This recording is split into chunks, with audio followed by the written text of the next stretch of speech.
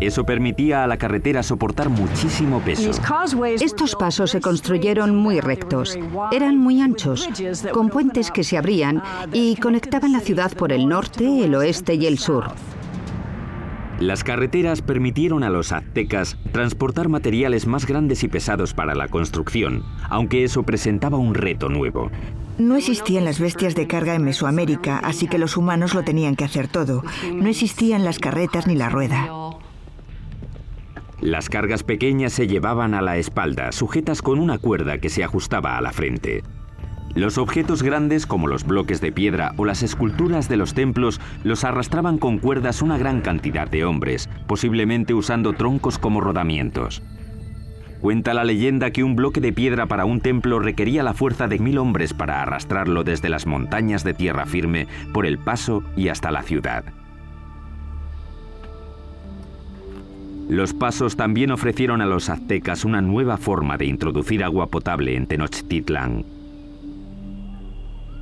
Anteriormente, los aztecas transportaban el agua en canoas desde la orilla. Pero el gran crecimiento de la población les obligó a obtener una solución más avanzada para cubrir la demanda. Querían usar el agua de los manantiales de tierra, así que querían construir un acueducto.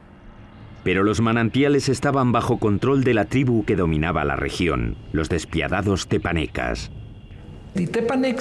Los tepanecas controlaban o dominaban todo el valle.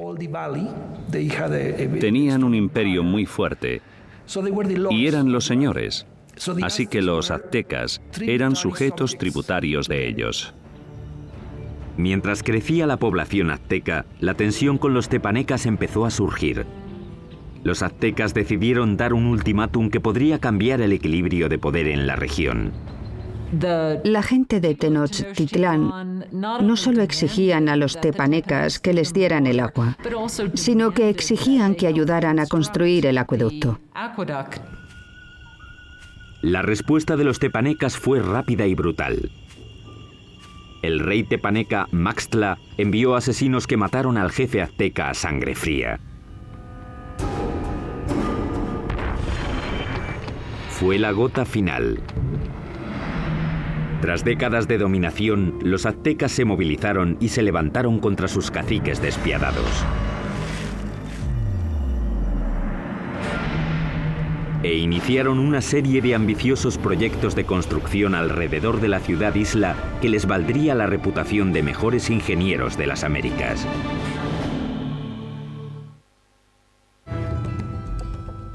Corría el 1428 y los aztecas habían declarado la guerra a sus caciques, una tribu llamada tepanecas. Pero para ganar a los tepanecas necesitarían una ayudita de sus vecinos. Los aztecas acudieron a la cercana ciudad-estado de Texcoco. Allí un jefe decisivo estaba ascendiendo.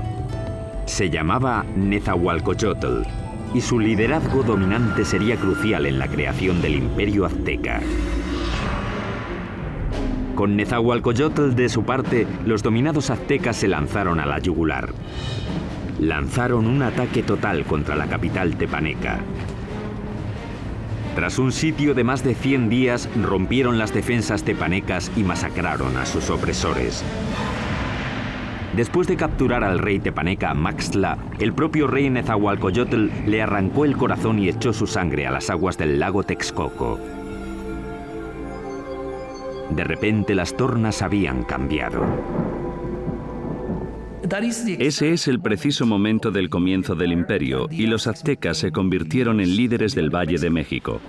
Tras conquistar el Valle de México, los aztecas pudieron centrar su atención en llevar agua potable a su ciudad creciente.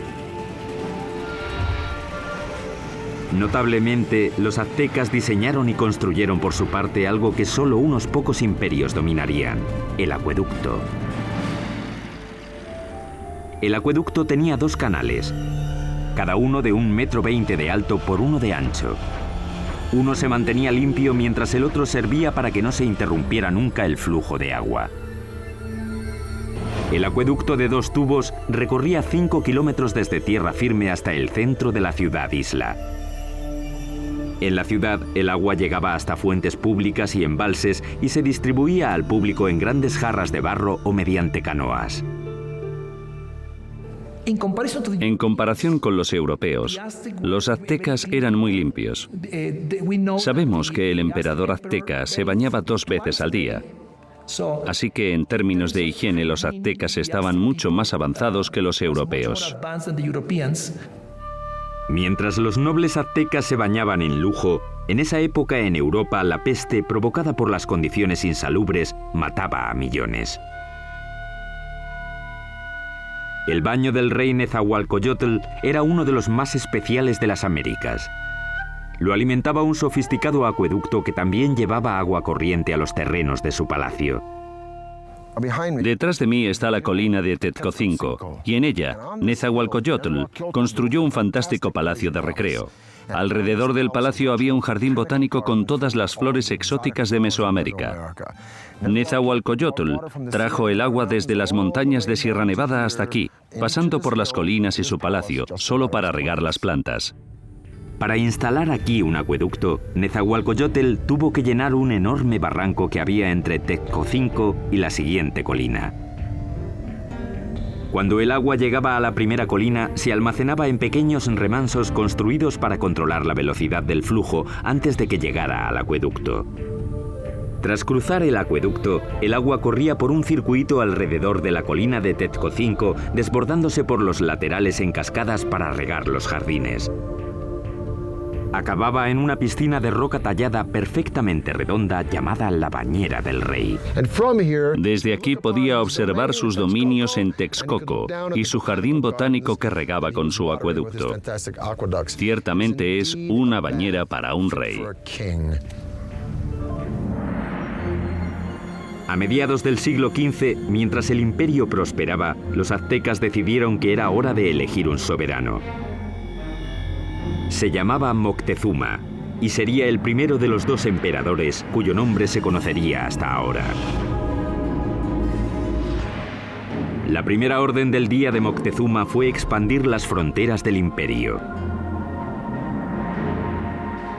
Los aztecas capturaron las ciudades-estado que había al sur, hacia el valle de Oaxaca, al oeste hasta el Pacífico y al este hasta el Golfo de México. En 1449, el imperio contaba ya con 15 millones de habitantes.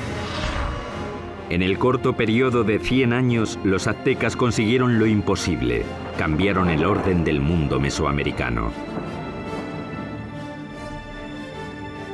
Pero al tiempo que los aztecas dominaban militarmente, su ciudad-isla era vulnerable a otro tipo de enemigo.